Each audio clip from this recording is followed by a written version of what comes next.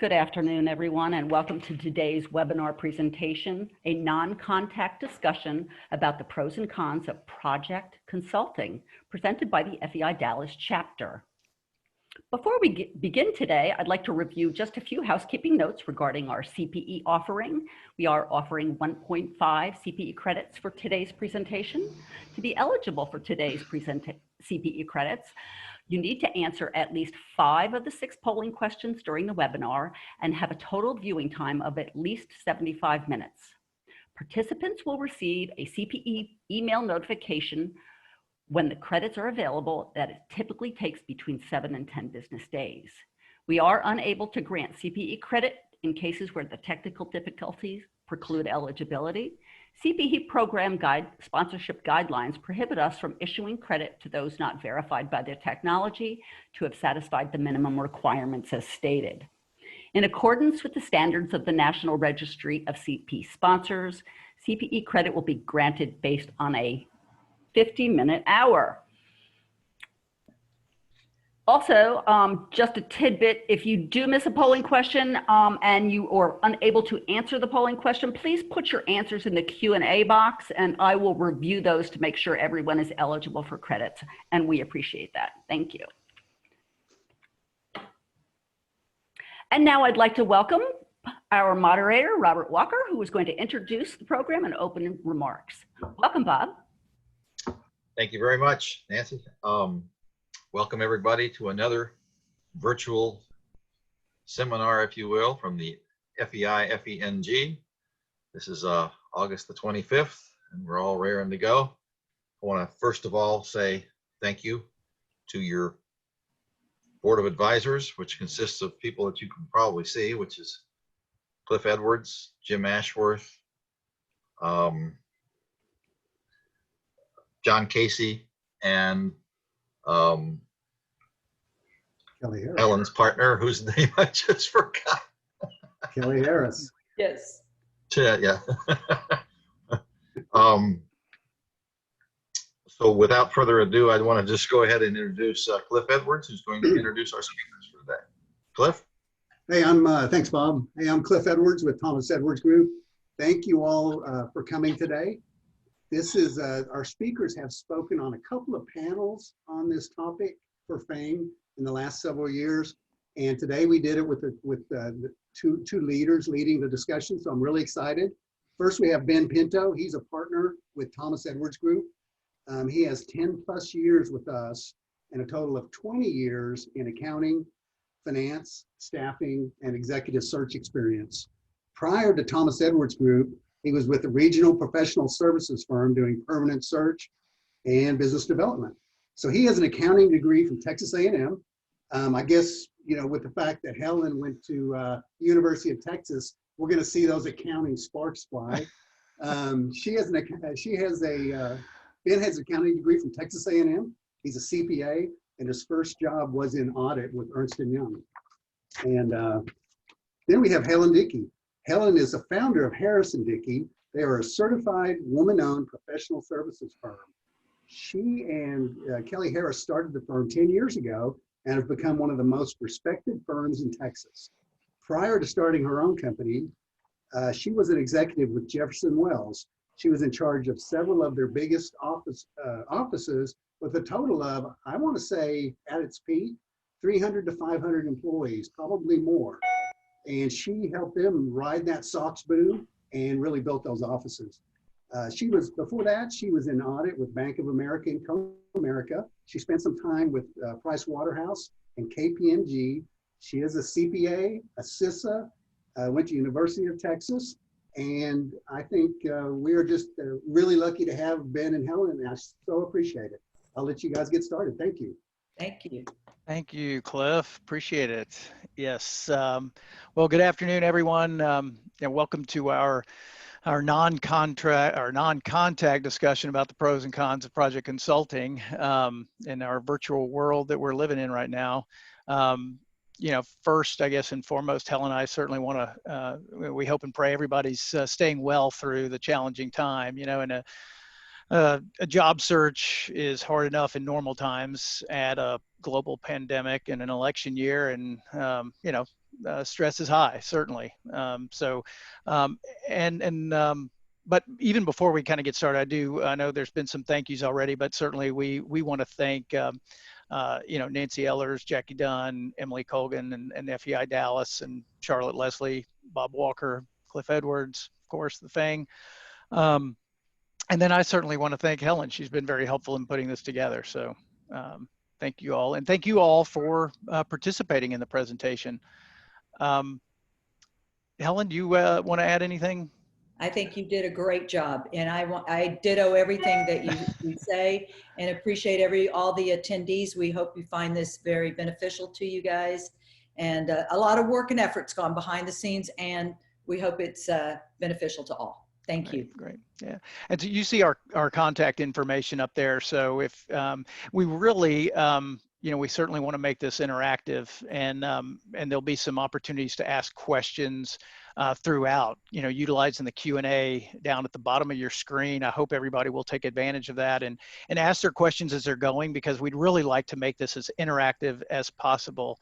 And so it's the best way to ensure that your question gets asked is to ask it throughout the presentation. So Cliff and Nancy may be going through and hopefully addressing those. But also real quick, since you've got our contact information, I'll just give you a little bit about our firm. I mean, we are an executive search and contract staffing firm. We specialize in accounting and finance.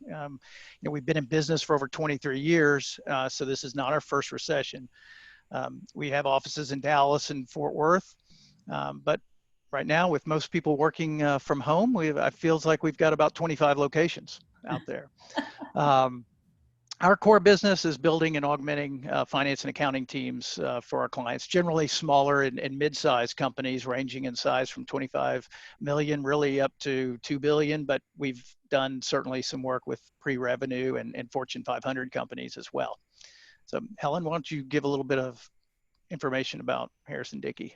Be happy to. Harrison-Dickey is a certified women-owned business, and we specialize pretty much in the CIO suite and the CFO suite. We provide very experienced consultants to do special projects in the area of finance, accounting, internal audit, technology risk, and project management. We also have a permanent placement service as well that we provide to companies in the DFW area. We pretty much cater to companies over 100 million to 225 billion. So that's the market that we pretty much play in. Great. So Nancy, next slide. So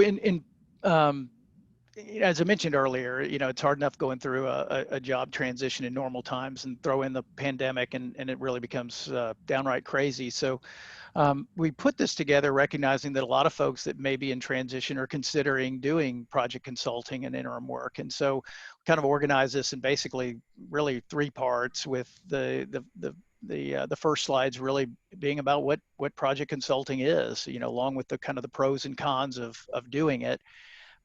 Middle slides being geared more towards, how to find this type of work and who to work with. And then the last slide's really being more about just general market update and what we're seeing and kind of hope to see or will see in the months and maybe year ahead. And as I mentioned, we do want to make this interactive. Helen and I are gonna interact certainly within each slide, but we also hope that y'all will ask questions. We've also put in some polling questions, quite a few polling questions, just to kind of gauge where everybody is and in terms of what's on their mind and what they're thinking and how they're viewing all of this. And so with that being said, actually, we're going to start off even with a polling question. So let's be aware there are a lot of polling questions. Thank you, Ben. Yeah. Your first polling question is on the screen, and I see you're answering it. I'll read it for you anyway. I have considered performing project consulting and/or interim professional services as a full-time career option at various times when not permanently employed, both A and B, and the last choice is never considered it. We're glad you're on this call. We'll give you a few more seconds. Awesome. And I'm going to share those results. Ben? Oh, great. Both A and B. That's interesting. So really pretty close between various times in A and B. So generally almost everybody. So it's at 88%. Am I seeing that right? 88% have at least thought about it. So that's really interesting. Thank you. Well, yeah, thank you, Nancy. Next slide. So let's talk a little bit about project consulting, interim work, contract to hire. They're just the different types out there and kind of what it is. And there's certainly some overlap between project consulting and interim services. There's no real hard and fast definitions. But when I think about project consulting, and I generally am thinking about subject matter expertise, specific methodologies, implementing thought leadership, kind of a well-defined timeline with specific deliverables. This type of work could be fixed fee, it could be hourly, but generally speaking, the client is really looking to the project consulting firm to direct and lead the engagement. Conversely, I'd say interim and contract services oftentimes looks more like contract staffing. Although the client's still looking for expertise and good experience and some specific skills, and may even be kind of expecting some deliverables to be provided. They're generally, the client is actually the one directing the individual on site. Oftentimes there's a specific role that's vacant, maybe a controller that's out, or somebody's on medical leave, maternity leave, something like that we're backfilling for. That could be the type of interim work that you would see with interim. There's contract to hire. I mean, it's exactly that, right? It's try before you buy, temp to perm. Some folks will refer to that as clients. We've got clients that will utilize this when they're really in a hurry to fill a role, but they may have concerns about the right fit, and so they'll utilize this as a tool for ensuring that it's the right fit. That's not to say that an interim assignment or something, not that it doesn't necessarily have to go into contract to hire to begin with. We see a lot of situations. Oftentimes, we're trying to provide somebody that can hit the ground running, that may be more experienced than what they're really looking for. When we're doing a backfill or a key, it's trying to find somebody that's a little more potentially overqualified for the role. But what ends up happening is the client and the candidate really kind of fall in love with each other, and it becomes a natural contract to hire situation. We'll kind of see those. Helen, anything to add on that? I think you were very good on that one. Great. Next slide. I'm going to interrupt. I'm sorry, but we've already had 2 questions come in. And good. I think the first one is pretty relevant. How can a person use project work to add more to their skill set along the way? And that's a really good question, and that's one of the benefits that I think you'll see on the next slide. That it does help a lot in trying to learn new skills or even get into a new industry. Although we're seeing today that a lot of companies are being very particular about exactly what they're looking for. If they've got 5 things they're looking for, they wait for that person that has those 5 skills to come to the table. So it isn't as easy as it was 20 years ago. Today, though, there's still opportunity for folks that maybe never have been in healthcare and want that opportunity to learn that. So I think that consulting is a great benefit for new learnings, new experiences. Yeah. Ben? Yeah, I agree. I think sometimes, in terms of getting that, if you don't have that experience or that industry background, you might have to be flexible in terms of how you position yourself. You may not be able to get, what you really feel like your true value on the market is, but it may be worth it to be a little flexible in order to get that experience, because clients are still kind of, there needs to be some compelling reason, right? If you don't have that experience or that industry, then maybe it's a better cost solution to them. True. Thank you. What was the other question? Second question was, are companies such as B2B CFO a good place to start when you are considering project consulting? If you are going to do something with like a CFO suite or a B2B, you need to consider whether or not you're ready for it. Number one, you have to recognize that this is a business development role.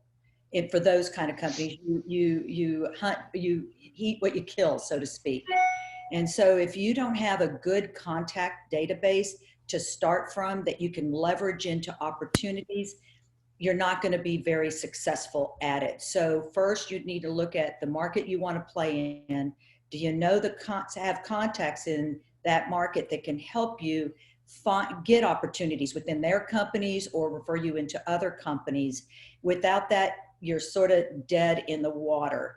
The second thing I would say that you need to be aware of, it is you eat what you kill. So once you identify an opportunity, you're going to bury yourself in delivering, which leaves you no opportunity in the background to look for more opportunities to do business dev.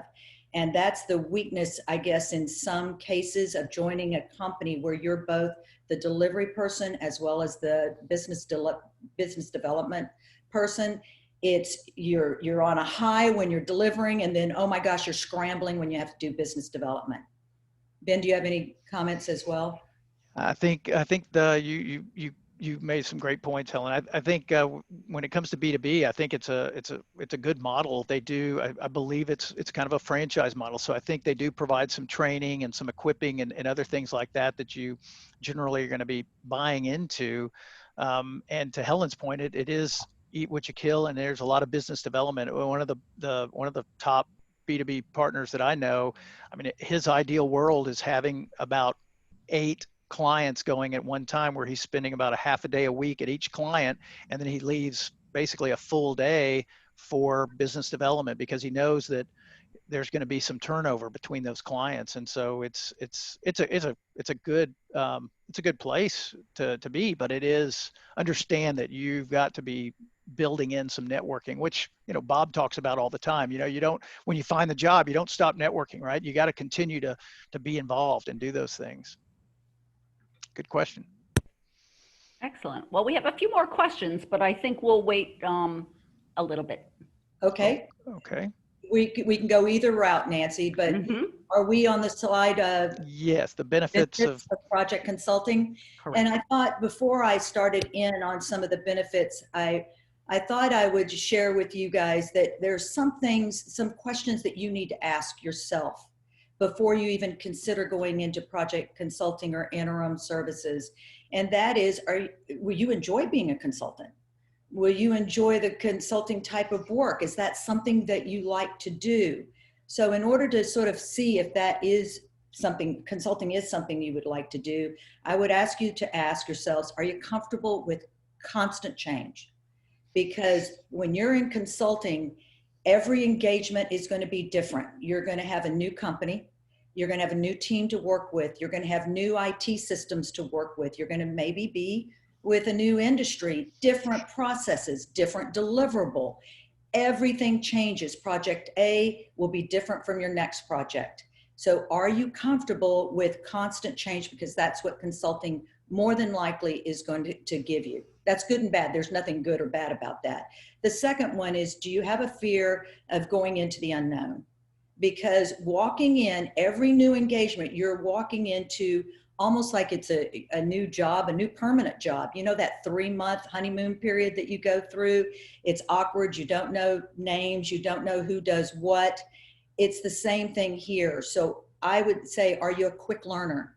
Or do you get comfortable with things pretty easy? Are you confident with the skills that you're bringing to the table? So ask yourself if those things, the answers to those questions are no, I'm not comfortable, consulting probably isn't something for you to consider. But if you are, consulting is great. I think I always look for language from people that we're interviewing that they like, that they categorize themselves as a change agent.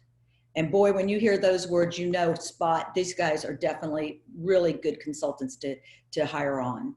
So next, cash flow definitely is one of the benefits of being in consulting or interim services. It does bridge that gap, give you some income while you're looking for your permanent role, or if you're considering consulting permanently, it gives you a paycheck, right, to feed your family. So cash flow is clearly a benefit to get some money in the door and pay your bills. We've already had the question on new learnings. I will repeat, it is an opportunity to learn new skills. I think the biggest skill that you would get out of consulting today would be different IT systems. Even though some clients are really particular about needing to know a specific IT system, they are open to like-kind systems. So you would be improving definitely the system expertise on your resume, as well as learning new processes. You can get best practices, if you will. Going from company to company, a lot of companies want best practices from your prior employers.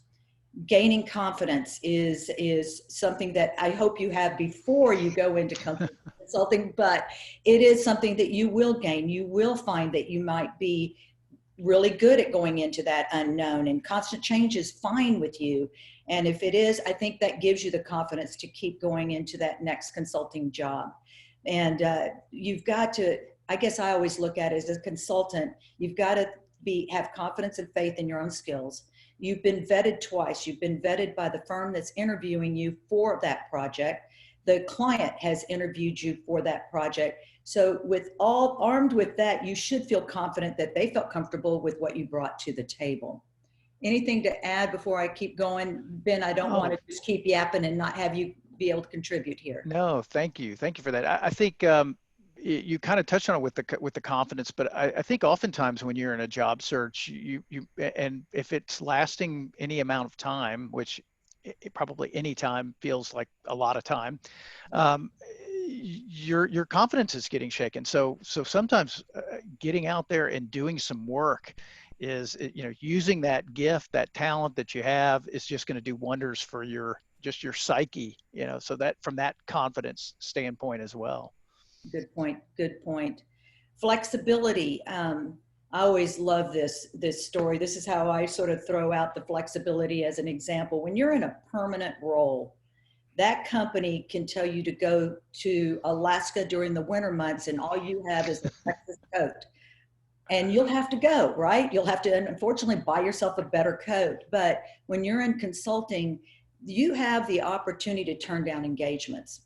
So if the pay rate's too low, or if it's making you drive from Plano to the other side of Fort Worth, or it's really not a company, an industry that you're interested in, you have the option of turning it down and waiting for the next opportunity. So flexibility definitely is something that consulting affords you. It goes sort of hand in hand with work-life balance, in that you can determine when you want to work.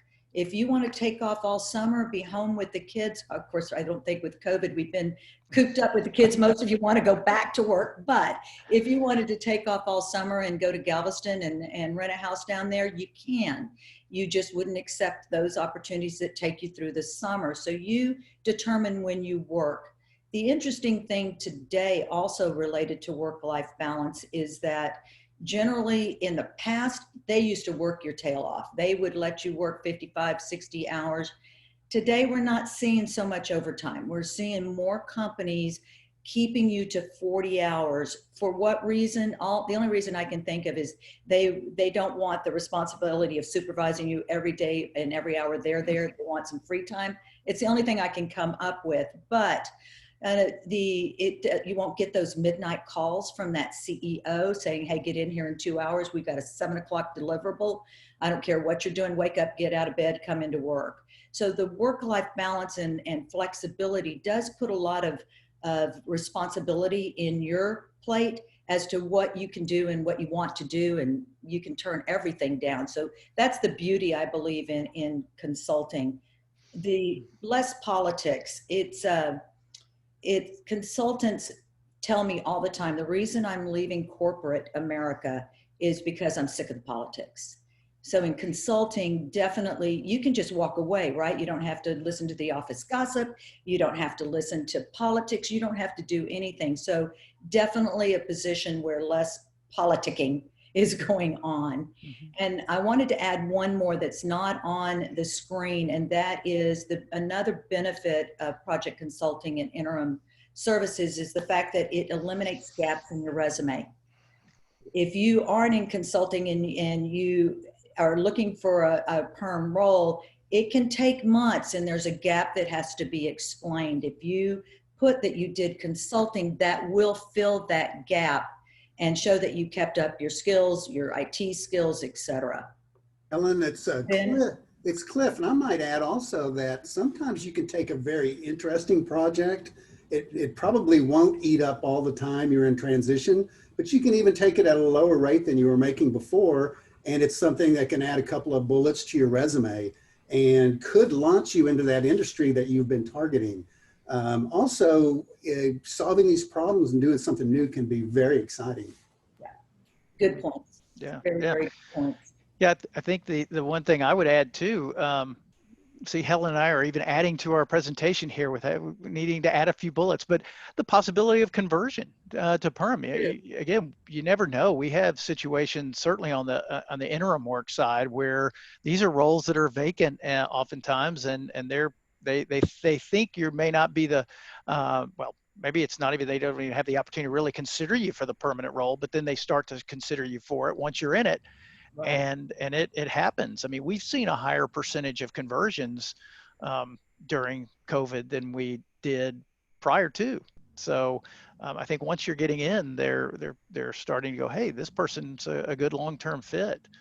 And you talk about getting taking the summer off and being in Galveston. So I guess we got different people, because I've got a candidate that actually has a place at Martha's Vineyard, I guess a family place there, and that's where she would take summers off and go there. Nice. So, Nice. but that's another great reason though, is just to be able to kind of take time off when you want it. Agreed. Definitely. Right. Well, I think it's time for another polling question. I told you guys there were a lot. There are a lot. Thank you very much. Your next polling question is on your screen, and it does have an error, so I do apologize. The question is, my biggest concern about doing project consulting and or interim professional work is how it might be viewed on my resume. The last option on this is the same as the third option, and that would be no concern at all. So if you want to redo your answers, the last answer would be no concern at all. The third answer is how it will impact my permanent job search, or second answer is benefits and compensation. So I do apologize that that cut and paste didn't work out so well for me, but I'll give you just a second more because that was a confusing poll. Okay, I'll share those results. And there you go. Ah, interesting. Yeah. We will be getting into that as to how it could potentially impact, and some advice and counsel from Ben and I. So we will be getting into how it will impact your job search. Yeah, absolutely. In fact, the next slide will absolutely get it. And it looked like there was another question too. I haven't checked that question, but if it's related to that, Nancy. It does not, but I could ask it now. How does your model work as opposed to a fractional CFO or otherwise? Can you repeat the question again? How does your model work as opposed to fractional CFOs or otherwise? Well, for Harrison Dickey, the difference is that with Harrison Dickey, the partners do all the business development for you, and then talk to you about those opportunities. And if you're the right fit, then we present you to the client. So it's our model from a consultant's perspective then would be, you would be delivering. Whereas the firm goes out and does a business development. We do all the admin behind the scene, the invoicing and things of that nature. Mm-hmm. That's how we're a little different. And you're about the same. Yeah, I would say we're different from the standpoint, one, we tend to, I mean, there are good fractional CFO firms out there, and that's their specialty. That's what they do. They do that really well. And so we tend to not do from a risk standpoint as well, just taking on that level of risk. We like providing resources that are going to be working under the direction of a CFO. And so it's nice having that role played by someone else. Now we would do a fractional controller type of search or placement all day long. But I would say that most of the time our searches that what our clients are looking for are generally full-time roles. They're not necessarily fractional. If you understand what that means, I mean, they're not looking for somebody that's just going to come in on a part-time basis, which I think those could be, some fractionals could be 40-hour week for indefinitely. So it just depends, but generally those are more specific initiative oriented type of roles. Hey, we're doing an IPO, or hey, I need a CFO that's gone through that, or something like that. But in our case, it's we tend to be providing those resources that are ongoing. It's a permanent role. Hey, we'll do contract to hire, or we'll provide a backfill for a long period of time, but it's generally not fractional from the standpoint of an ongoing fractional kind of basis. Yeah, and we would take on the fractional type of CFO, but what we ask is that major decisions in regards to the company strategy or direction, that would be by the board or whomever the CFO reports to, CEO, what have you.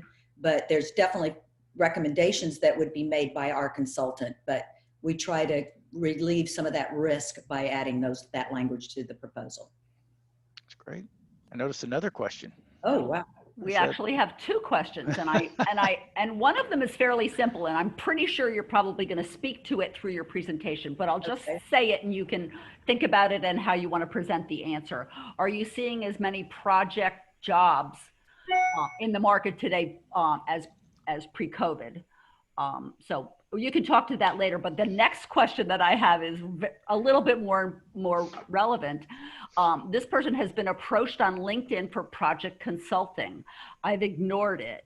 I'm currently employed. Assume that it is not ethical to do both, even if you have bandwidth. It would depend on the nature of that project. Usually most clients want you there 8 to 5 or remote, what have you, and engaged in their project. But some, it's 20 hours and they don't really care where you work. So I do believe it's dependent on the nature of what that client is looking for. I personally, we don't go after individuals that are already employed. It just seems like there might be a conflict at some day in trying to get something done within the client's expected deadline. So it would be a hit and a miss for me. It'd have to work out perfectly. Yeah, I agree. We'll it's interesting. We will probably address the project numbers later in the presentation, but yeah, most of the opportunities we're seeing are 40-hour a week type of need. So if it's something, I mean, I've talked with people that they might be helping doing some tax returns for some people, or some things like that they've kind of always done on the side, or they do it on evenings or weekends. And which, working from home, what's an evening and a weekend? I don't know. It just all seems the same. But I do think there's I think it just depends, right? If it's in the same industry that you're working in, I mean, there it starts looking a little like a conflict of interest. Yeah, I wouldn't encourage it. Yeah. Nancy, are there any other? I do have one more question, but I don't want to derail us. So let's see if we can get this one in quickly, and then we'll move right along. What is the best way to address the concern that perm companies have that you prefer consulting and may not stay very long? Perm companies? Permanent, like a permanent place in a company that you would prefer consulting and that you might not stay very long. So if you walked into a situation and you've been known as a consultant and they offered you a permanent job, would that be not intuitive? Yeah, so that's being an objection to somebody. I mean, I would say, one, if you've got some history in your background where you have been committed, to be able to point to that, talk about exactly what it was that about that opportunity that made you want to be there indefinitely, and potentially comparing that or equating that to where you are currently being considered, right? So if that's their objection, then being able to say, well, no, this is a type of opportunity I've always wanted. This is the type of opportunity where I could really be here, stay here. It's the culture, it's the environment, it's the opportunity for growth, all those things. I Excellent. agree. This is Bob. Can you guys possibly address the question that many people have in this type of work as to what benefits they might be able to obtain by working through companies such as yours?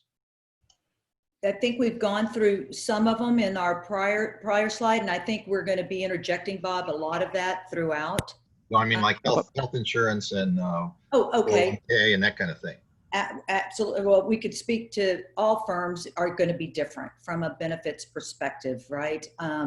At Harrison-Dickey, we pay W-2 hourly, and we do not, unfortunately, have medical insurance, but we continue to research insurance companies that will work with our business model, i.e., when you're billing, you're getting paid, so therefore premiums can get paid to the insurance company by Harrison-Dickey. But when you're not and you're on the bench, it's sort of tough for that insurance company to collect their premium. So we've struggled with that, but we do offer 401k.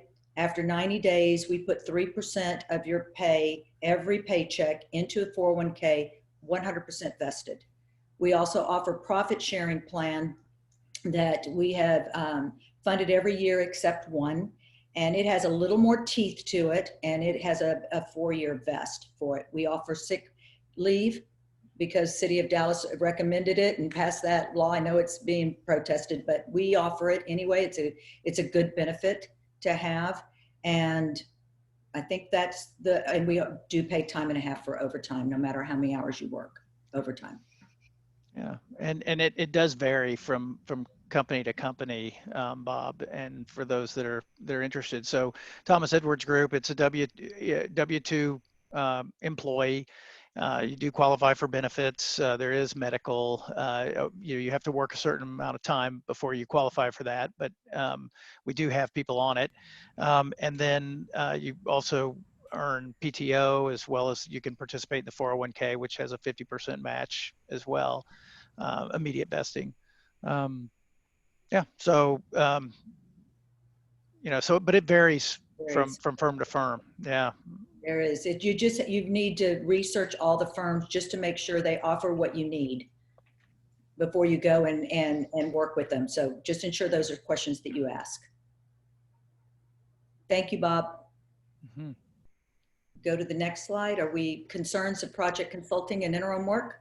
Or is there another polling question? Nope. Just thought I'd ask. Okay. Go into concerns. All right. All right. So the first one is one of the questions that has been asked, and that's the impact on my permanent job search. Oops. I'm sorry. Hello.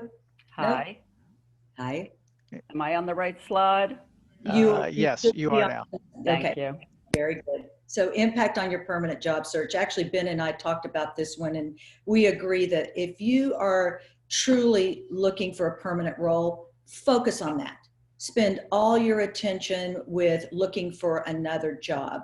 Give yourself a period of time that if I do not find one by this time, I need to start looking for consulting. But first of all, if perm's what you're looking for, go for it. We ask all the time when we are interviewing people that are looking for consulting, are you looking for perm or are you looking for consulting? We can help you with either one. We can help you find that permanent job that you're looking for, or we can use you in consulting. And a lot of people say, well, I'm trying to bridge those two, my last job and my future permanent job. And the response I would say for those individuals that are doing that is be very careful. When you take a consulting role, a project on, there's a commitment that you have made not only to the firm you're working with, but also the client that you're working with. And they may be a deliverable, but you are needed by that client to get something done. So if you're searching for a job in the background, or on a phone call and they walk into that office and oops, they caught you talking to ABC about a job, it is not a really good reflection. They think that you've been billing them for the time you're searching for a job. So be careful and cognizant about that. What I always suggest is that if you really are looking for a permanent role, take short-term gigs. Ones that I wouldn't do more than 6 weeks. And the only reason I came up with 6 weeks is generally for you to identify an opportunity, go through all the extensive interviewing process, and then the silence that you get for a week or two where you hear nothing, and then an offer and negotiating that. And most firms that you go to work for accept a 2-week notice. So if you can give that firm 2 weeks notice, then it should be, everything should work out. There's also something like, Ben, I think you guys, don't you tell your clients that, here, you can use and abuse this individual. So, sorry, that just, you can use. No, this you must be thinking of somebody else. No, it wasn't Ben. No, it was Cliff. Sorry. That you can use this individual as much as you want, but please know he's looking for a role and he may roll off. Is that correct? Or am I misrepresenting? We will, yes, if in certain situations there is the need for commitment, right? For our searches, right? It's a maternity leave backfill. Hey, they've got somebody, they're going to invest a month in a transition, and then they want you there for 3 months, and then another month transition. So there's situations like that, but there's others where, hey, we'll tell the client this person's really in a permanent job search. They'll agree to a 2-week notice, but they're a good fit and they're a good option for you. But to your point, it's generally taking 4 to 6 weeks. These days we're having some things happen a lot faster, but generally I'd say 6 to 8 weeks from start to finish on a perm search, so including the notice period. So that's why Helen is kind of suggesting, hey, taking shorter term projects. Just something for you, because at our firm, if you commit, most of our projects are going to be a longer term, that we expect you to put your search on hold and commit yourself 100% to the client and making sure that deliverable happens. Because I can't tell you how bad it is when somebody walks off an opportunity in the middle of an engagement that the client has spent hours training you. You've spent hours learning the company and getting up to speed. You've got progress being made, but you haven't quite made it to the end goal. It is such a lose-lose situation. The client's unhappy, and they usually are not very happy with the firm, and the firm then becomes not very happy with the consultant. You can see it's a lose-lose situation for everyone. So be very cognizant. Really ask yourself, if a perm job's what I'm looking for, focus on it. Take short-term engagements. Yeah, I think the only thing I would add is I've kind of, the silver lining to not having the job in a job search is you can cast a wide net and you can explore so many more opportunities. You don't have to be discreet and secretive about your job search. And so you're going to want to be able to explore all those opportunities. When you're working, it's going to be hard to explore as many opportunities. It's going to be hard to do as much networking. And so it's going to impact your job search. You'll look at a lot more opportunities than you would if you were in a job and probably only exploring 1 or 2 at a time in a discrete manner. The downside of that, and I always like to make sure people are aware, is that when you do get an offer, you will get an offer, and when you're in that job search, and you're going to have lots of things in various stages. So really making sure you understand what it is you want, what your goal and objective is, because you're going to be forced to turn down what you've got for what's behind door number 2, but you hadn't gotten to door number 2 yet. Good points, Ben. I agree with you 100%. So another concern about consulting and interim work is downtime, and you will have downtime. It's inevitable that you will have downtime. The question is, how long are you down? And it's something to be definitely concerned about. I think it's one thing to help alleviate that maybe a little bit is to register or apply with multiple firms out there so that you have multiple feet on the ground doing business development on your behalf to find you a role. But even with multiple firms, you will still get downtime. I would guess in your analysis of whether to take consulting or not, that you should be thinking about 6 weeks-ish. You can roll from one project to the other. It's not unheard of. It's just most of the time you're going to have some downtime. Ben, comment? No, you're exactly right. You will, and it can cause some anxiety and stress. But just stay calm. God's seldom early, but never late. And I would say keep contacting those firms. Don't let go of that ongoing communication. You know, sometimes it's front of mind. So the more you communicate, the better off you are to be remembered when X opportunity comes in. So the next one is uncertain ending of an assignment. Generally, assignments go longer. Rarely are they shorter. And there's usually a reason for it being shorter. You didn't do a good job. All right, let's just throw that one out on the table. And then there's something that may have happened within the company that all of a sudden they're cutting all consultants out of the equation and you're out the door. I know with us at Harrison Dickey, we put clauses in our master service agreements and proposals that say, give us 2 weeks notice. And the reason for that is to make sure that you guys get notice of 2 weeks so you can find another opportunity and get paid, right, while you're trying to find something. So we work real hard to try to get as much notice. We prefer 30. Sometimes they say 2 weeks. So you have to negotiate when you can. So the next one is dealing with multiple firms. We debated, is this a good or a bad? I think it depends, right? It really does. But it's something for you to consider, something for you to think through. I said this earlier, having multiple firms with multiple business developers out there working on your behalf is a good thing. More feet on the street representing you and your talent and what you bring to the table is a good thing. I would suggest very, very strongly that you work with firms that you're comfortable with. And what I mean by that is, did you like the person you're talking to? If you don't like those people, it's sort of hard to deal with people that you're not comfortable with. But I would also take a look at, what does that firm sell? All of us are a little unique. All of us have a little different slant on how we tackle the marketplace. So look for firms that are in the right segmentation from a size of a company, public, private. Are they agnostic on industries, or do they have a specialty in one? Are they selling your types of roles? If they don't, that may not be the firm that's going to keep you busy. So I would definitely ask those questions to ensure that you've got your application in with the right firms. Another.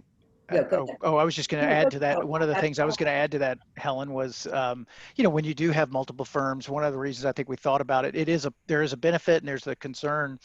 The concern being that, when you've got too many choices, sometimes you can get paralyzed. Sometimes you can be faced with tough decisions, right? I mean, we've had folks on a project that are getting a call about another project, and they're saying, hey, well, this one, you're right now, the one you're on is month to month, but this one is a 12-month project. Well, what do you do? And so being faced with those kinds of decisions, I mean, that's just kind of goes along with working with multiple firms. So again, to Helen's point, having the ones that you trust and know that they have not just their client's best interest at heart, but yours too. That is, I think another thing to keep in mind is confidentiality.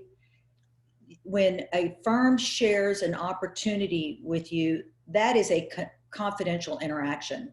Now, we initially will not give you the name of the client because it is confidential. We want to make sure that you're interested, you're okay with the rate, you've got the right skill sets. We then present you to those firms. If they're interested in you, that's when we get involved and tell you, all right, here's the company.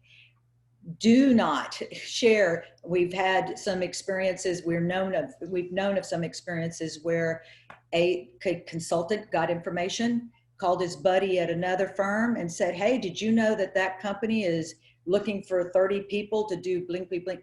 Be very, very careful with that because it is confidential information that's being shared with you. So that would be one concern, I guess, that with dealing with multiple firms. Ben, do you have any other ones as well to add to that? No, I think that's good. Very good. Is there a polling question? I think we talked about matching skills also, just with, and kind of touched on that a little bit, is matching, matching a firm with your skills and knowing that sometimes clients have a short or no learning curve, right? So, understanding that there's not much grace that comes with a contract or project sometimes. So just knowing, I think that's one of the concerns too, is you're trying to get that experience, right? That's one of the benefits of doing project work, is you might get a new benefit or a new skill. Conversely, if you don't have that skill, you might not, it may be a short leash. So Yeah. just understanding that. Very good. And then, yes, I do think we have another polling question. All Yeah. right. Thank you so much. I'm going to launch our third polling question. The primary way I have found project consultants, interim professionals, or performed project consulting interim professionals work has been through my network, a consulting firm or agency, A and B. I have never hired project consultants, interim professionals, nor work as a project consultant or interim professional. I'll give you just a few more seconds because that was a long question. And we're almost there. All right, I'm going to end that poll. Please get your answers in and hit submit. Perfect. And there are your results. Ah, it's pretty evenly split, but both A and B through the network and the agency. So, more than half, or right about half, are getting them through those. Interesting. I would say you're doing the right things, audience. Yeah, absolutely. I mean, that's a way of expanding your network. And Nancy, if you want to go to the next slide. Yeah, great. Thank you. So locating it, so now how do you locate this type of work? And then when you do find it, how do you price it? Make sure you're pricing it appropriately. 85% of jobs get landed through the network. Right now, we're seeing those. Now, the interesting thing is a lot of people will consider their relationships with consulting firms and others as part of their network, and so which you should. But certainly there's no substitute for the networking and making sure. I mean, so it's critical to participate in organizations like FEI and FEI. I mean, those that are really geared towards your specialization. There, you're going to get a lot more fruit from those farming efforts. But and also IMA, IIA, others that are geared towards your areas of specialty. But there are some general networking organizations like South Lake Focus Group and Careers in Motion, Frisco Connect. Those have some values as well. But your bankers, your CPA firms, lawyers, I mean, those are great. Any vendors that you've worked with in the past, those are great relationships to be talking with. And never underestimate just the conversations with family and friends. I mean, the people who know you, they trust you, that's where you start. I mean, you don't have to create this new network of hundreds of new people. It's making sure you're hitting the people that you know first and foremost. Helen, do you have anything to kind of add to that? I totally agree with you, Ben. I think it's the people who know you and have worked with you know what your capabilities are, right? They know, they've seen you in the workforce. They know what you can do and what you can deliver. And that's really important when you're trying to find a job, because they know who you are. It's very important. I know one of the things, Ben, and I will repeat it because I think it is very much worth repeating, and you said it earlier, is that usually, unfortunately, people who land a position, a permanent role, stop networking. They put their head down and they do their job, go home. And I usually hear, well, I don't have time. I mean, between working 50, 60 hours at work, and then I've got to fit my family in there somewhere. I can't even work out. And I always say, you know what? You have breakfast, lunch. You can have a breakfast or a lunch with folks. You can email. There's various ways of being able to keep up with people. Shoot, there's one individual I know that produces a newsletter every couple of times, I think a couple of times a year, to keep up. But really and truly, the network, the contacts that you have that are your insiders, if you will, you need to touch them a lot, very much more often.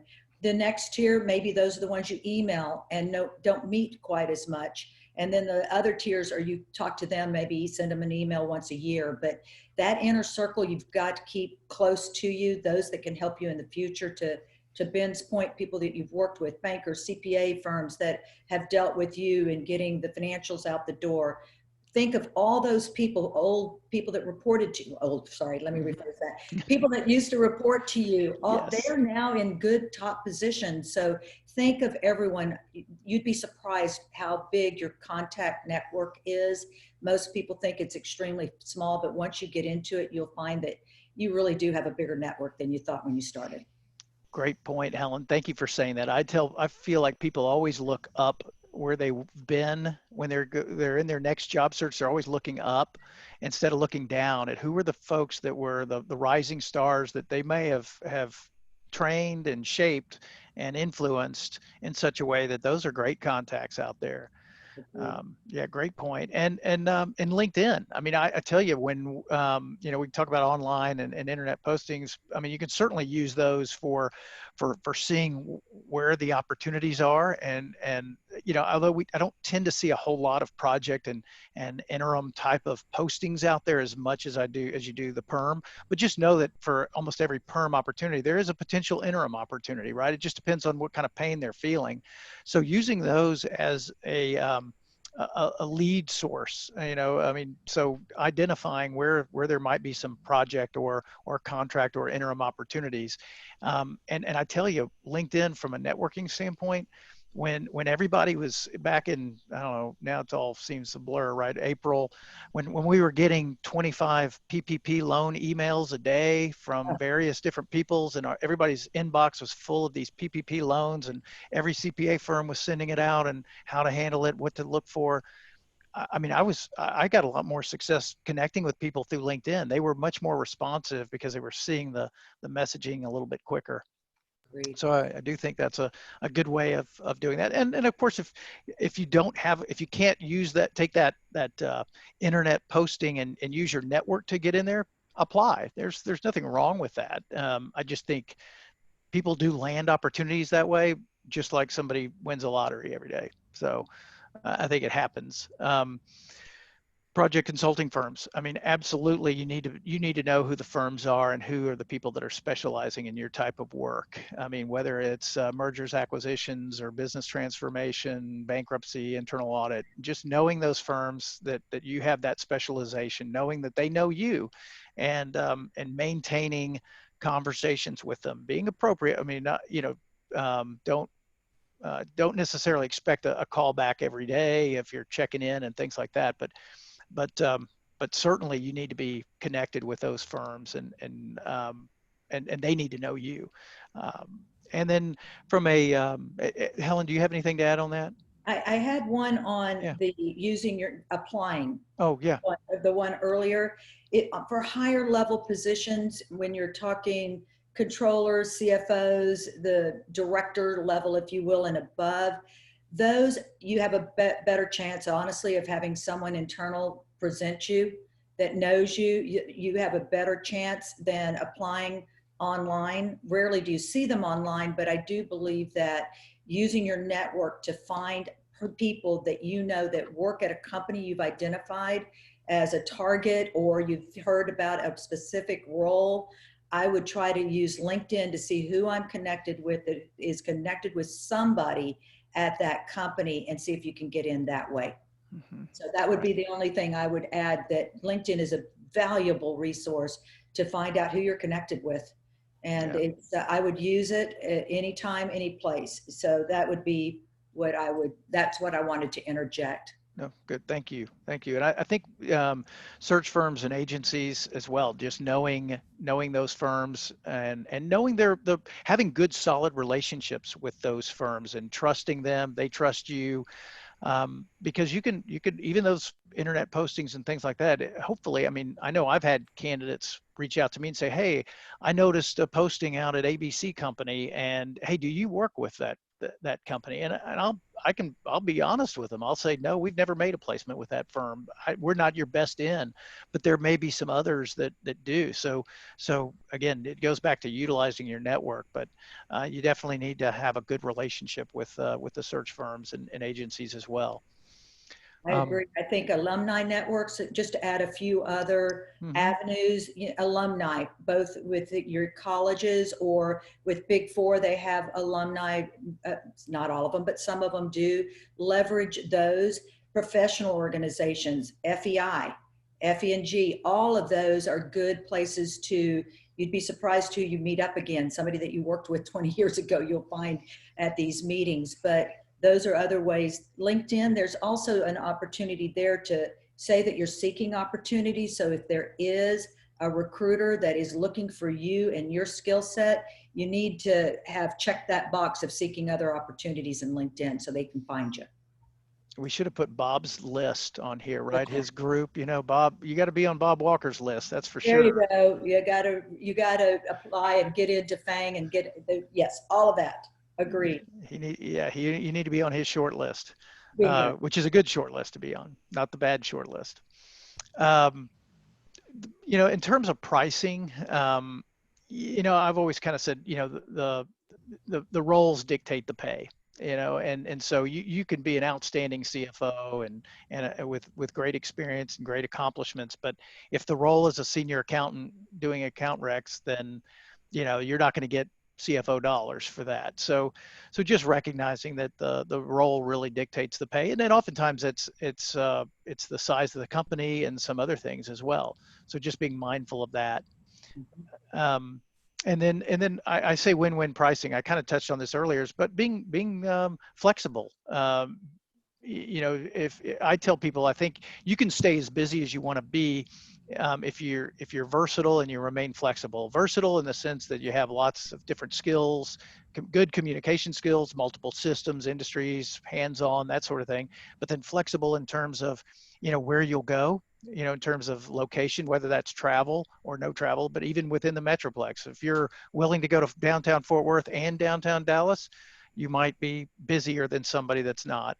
And then flexible in the price. And oftentimes just getting started, getting your foot in the door with some firms being flexible can really help you get that foot in the door. And then you become a proven performer, which is where, we're seeing a lot of people that's where people are looking for now is, hey, have they worked for you in the past? Because if they're working remote, they want to know that there's been some history here. This isn't just a new person that is being introduced into my company. Right. I would add pricing is a tough one because not everybody that goes into consulting is really prepared for, well, what should my pay rate be? And I guess what we always walk through with this process as follows. So what were you making at your prior company? Divide that by 2,000, and that's your starting point. That's what you survived on that. You paid your bills, you fed your family. Now you're in consulting, so you start with that number, and you're going to get time and a half for overtime. So you're going to make a little bit more. Oops, you're going to have to maybe buy insurance. Okay, that might be a little bit less. You're going to have downtime, so you might increase it a little bit, but you need to get that range that you want, that sweet spot that in that pay range that you want to work in. But be careful. If you get too high and you add on a whole bunch, you're not going to be as marketable to what Ben said. It really does go, role dictates the pay. So you need to be flexible. Too high, you're going to be on the bench a lot longer. Too low, then maybe somebody's going, whoa, I'm looking at this experience. This is way too low. So you got to figure out that range. One thing that we always ask consultants is that, if you tell me $75 is what you want to make, I find a job at $73 an hour, I'm not calling you. It just isn't going to happen. You've told me your minimum is 75. So what we've started asking is, well, tell us that rate that you want to hear about the opportunity and turn it down, as opposed to me, because it's under 75, I'm rejecting you immediately. So what does that rate look like that you want to hear the opportunity, turn it down because it's too far or the whatever. But you might be surprised. It may be 2 blocks from your house. It may be in an industry that you're wanting to get into. It might be right up your alley. So we always ask, give me that rate. You can always turn it down. We'll still continue to call, but that gives us some flexibility in knowing when to call and when not to. Mm-hmm. Yeah. Thanks, Ellen. Perfect. So what are companies targeting? Well, some of the hot projects, I mean, on the interim side, what we're seeing is a lot of audit readiness, just trying to get prepared, clean up account recs, things like that, maternity leave, medical leaves, just need for additional resources for, I think people are really strapped right now with trying to balance work from home. I know some people are really efficient working from home, but you've got others that are not. And so, I think there's some certainly things there, but digital transformation on the project side, digital transformation, the ASC 606 and 842, those implementations are still big. Internal audit, bankruptcies. I think, Helen, you've been kind of seeing a lot of those. I'll let you touch on that. And yeah, it's sort of sad, right? I mean, Yeah. bankruptcies is picking up. That means people are losing their jobs, but maybe there's a reorg and people get to keep their jobs. But bankruptcies is definitely on the increase. So there's definitely work related to that unfortunate incident. But government contracts are starting to pick up a whole lot. Because of COVID, there's a lot of grant money being awarded, and somebody needs to manage that, and it's on a big scale, right? So a lot of government contracts are going out, and a lot of internal audit work. It's that time of the year that you've got to get all your SOX work done and interim testing, et cetera. So we're seeing a little bit of that. And then a few system implementations where Microsoft is no longer supporting a particular system and they have a certain period of time to get off of it and move to another platform. So we're seeing a little bit of that, but most of them are what been picked up on, and that's really accounting, cleanup work, getting ready for year end, and the externals. Yeah, so along the technical expertise side, looking for people with experience in those things, whether those specific system implementations or the 606, 842 compliance type of work.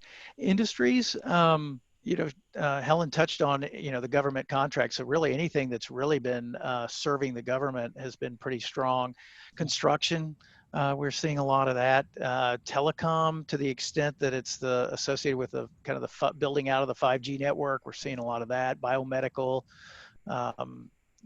food and household kind of consumer products, manufacturing and distribution, that's going like crazy. If your product is sold in grocery stores, it's probably getting sold. Family offices, seeing some family office type of work, and then some select not-for-profits as well. Interesting. Yeah. That is, I guess what we're not seeing is anything in companies that were impacted, right? So we're not seeing work coming from retail, energy, airlines, hospitality, restaurants, sadly, but we're just not seeing too much. It's mostly the critical infrastructure type companies as well. Those that had something to do with PPE also are surviving. So the industries has been really divided up for us on the line of were they impacted by COVID or not. Yeah.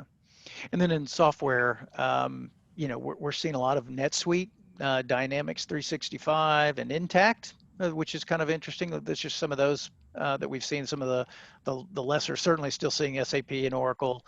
QuickBooks for small companies, those are the things people are looking for.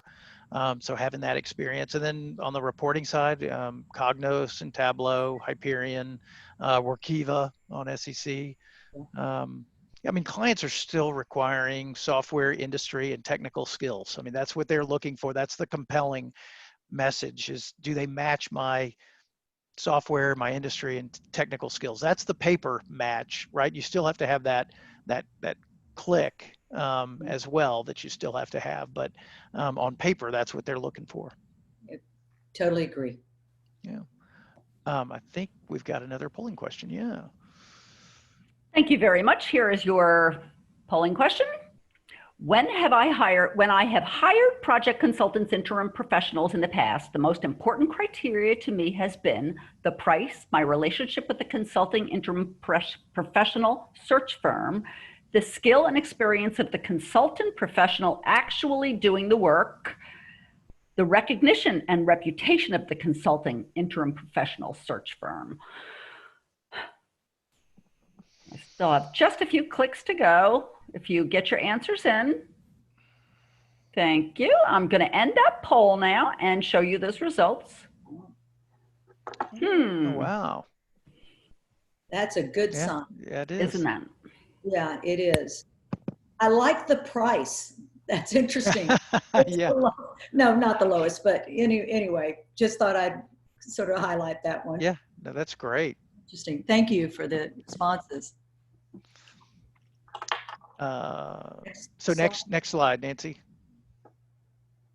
Working with project consulting and interim firms, finding a match with your background and needs with what the client is needing. I tell you, this one is probably the toughest job a firm has, is that you're trying to delight two parties, right? You're trying to find a position for the consultant, and you're trying to delight that client to give him what he is looking for, he or she is looking for. And I'd say the best thing, advice and counsel for you, the audience, is make sure you're very thorough in the skills that you're bringing to the table and the experience that you've had in bringing to the table. A lot of times resumes read like a job description and really don't tout your key accomplishments. I would strongly recommend that you tout key accomplishments. And I know if you guys talk to or have seen Dr. Wu's method of doing a resume, but what we usually recommend is at the top, you put your technical skills on three columns, 5 rows. Don't say I'm a team player. Those soft skills, that's for a company to determine whether you have those team player or whatever good communication skills. Put in what your technical skills are. I have SEC reporting, I have Big Four, I've done an IPO, whatever it is, put them clearly at the top.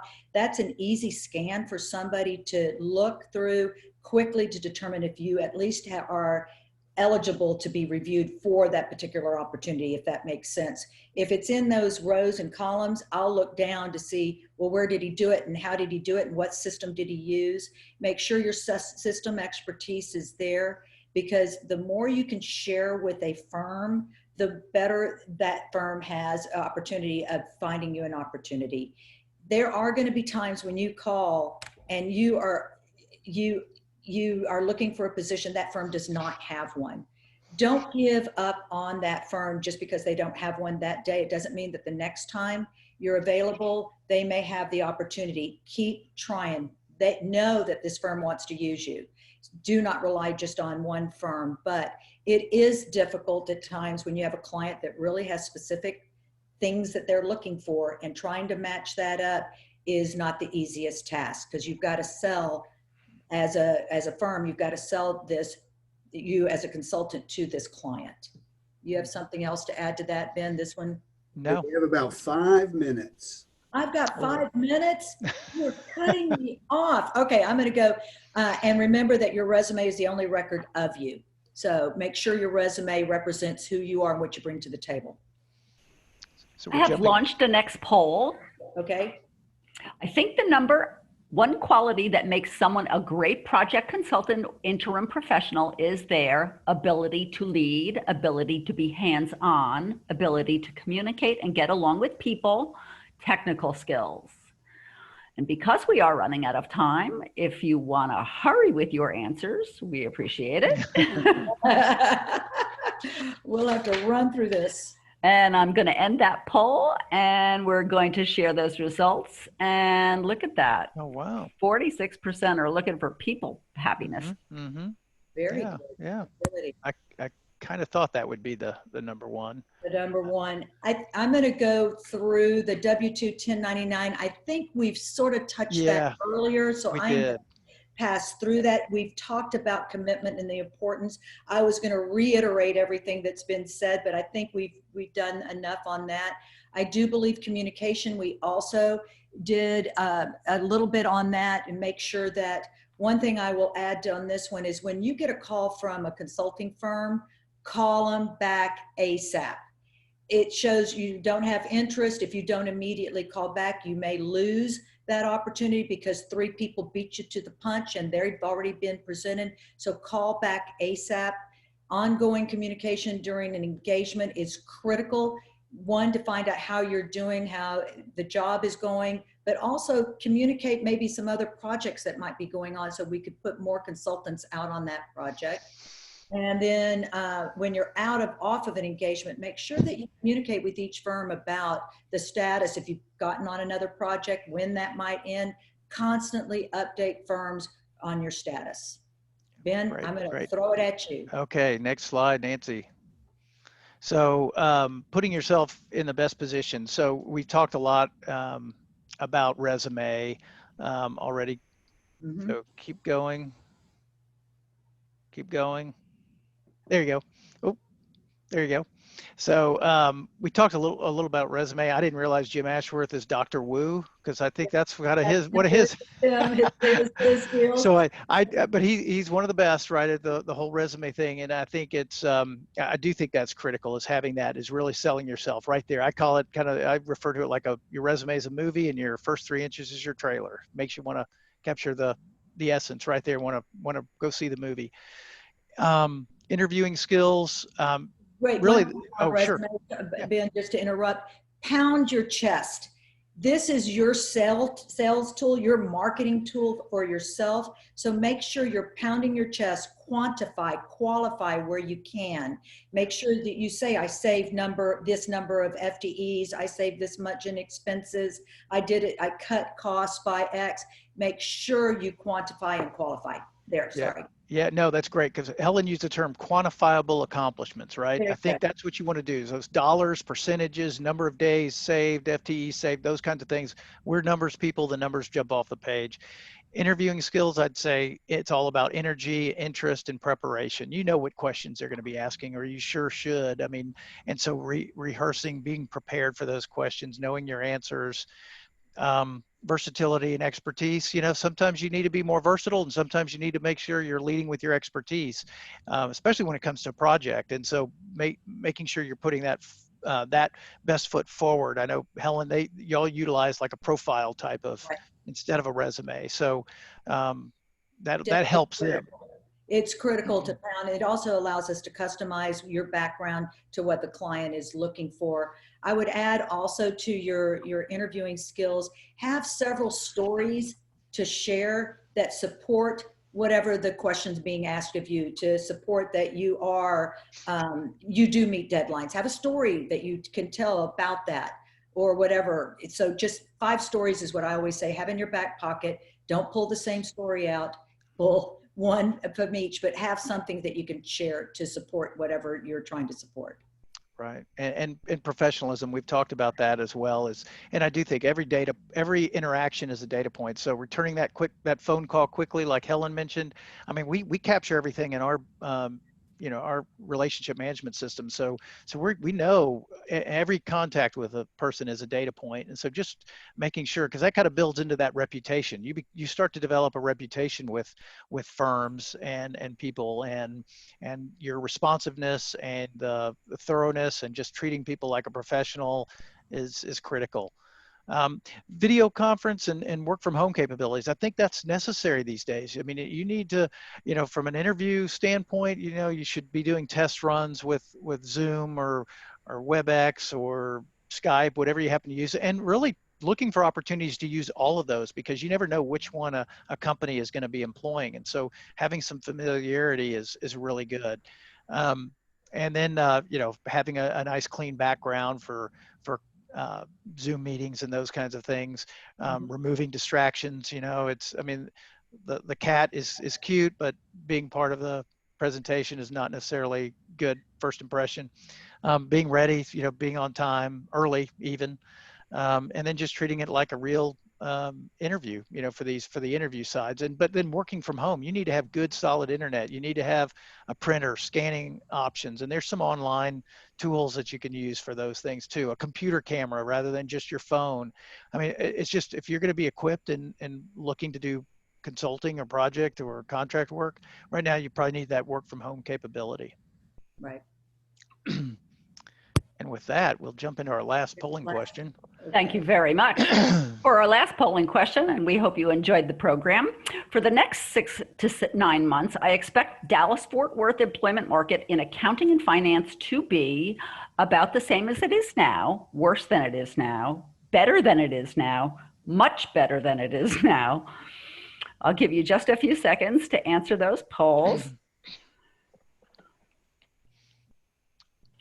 And I'm going to share those results. And wow, we have an optimistic group Yes. here. Isn't that nice? I share that. I am Yes. just praying for that end of the COVID. I'm telling you. Yeah, you can go to the next slide, Nancy. Do we Yeah. have time, Cliff? Or are you cutting us off?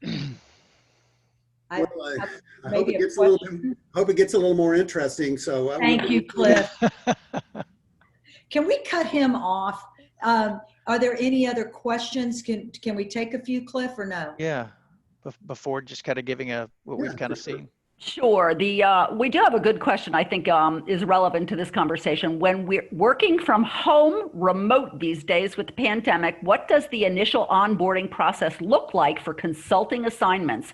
Are clients expecting work to be done on site if our offices are open? That's an excellent question. What we have found is most are comfortable having you work remotely. And we've had a few that have made them come in, just a few that wanted them to come in, but they recognize that most people aren't comfortable with that. So onboarding is fairly easy. We've been working remote since we started Harrison Dickey. So that has not changed for us. So it's been relatively easy. For the firm itself, or the company, I guess the client, it's proven to have some issues, especially with the privacy and confidentiality of certain things. But I think most companies have worked through that, and I think it's a relatively smooth process to date. Ben, are you experiencing any? It was bad in March, April, but it's better today.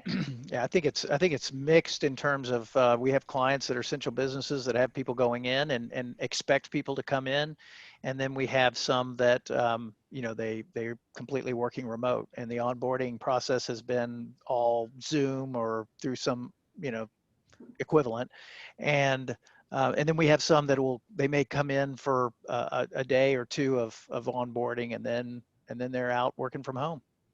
Yep. Same. All right, Cliff, you're cutting us off, aren't you? Well, thank you all so much for coming to this presentation, and thank you, Helen and Ben. Honestly, I think this is something FEI can put out there and on the website. This was a great webinar, and I felt like you all did a very good job. I think for the audience, it's just for them to know that there are options. As they're looking for a direct hire job, or if they want to gain new skills, this is a great avenue to go. We are here to help them. And I'll also say our perspective is that the job market has come up fairly well. We have an outside shot at having our best fee month this month in over 20 years. And so it's busy and there's a lot going on. So when you're around the naysayers that feel like there's not a lot of activity, basically you get a job quicker by networking and applying yourself and making sure you send that extra email and make that extra call. But this was fantastic, and thank you so much, Helen and Ben. Thank you, Bob. Thank you, everyone. I want to add something to that real quick before we go, and that is, those of you who are on the Yahoo group have probably seen we've had 12 landings in the last 9 days. Wow. Not a time necessarily when things are as dead as you might otherwise think. So I would encourage you to keep up the networking, keep up the job search. Don't think that COVID has made things die, because it hasn't. Thank you, Great, everyone. Thank you. This is the end of our webcast. Again, the CPE notification email will be sent to those earning the credits between 7 and 10 business days. We are posting all of the recorded webcasts that FEI Dallas is doing in the events library on the FEI Dallas webpage. So feel free to peruse that. And I want to thank everyone who joined us today. Ben, Helen, great presentation. Cliff, Bob, thank you so much for your participation. And this does end the webcast. We do hope you have a great afternoon. Thank you. Thank you. Stay well. And you.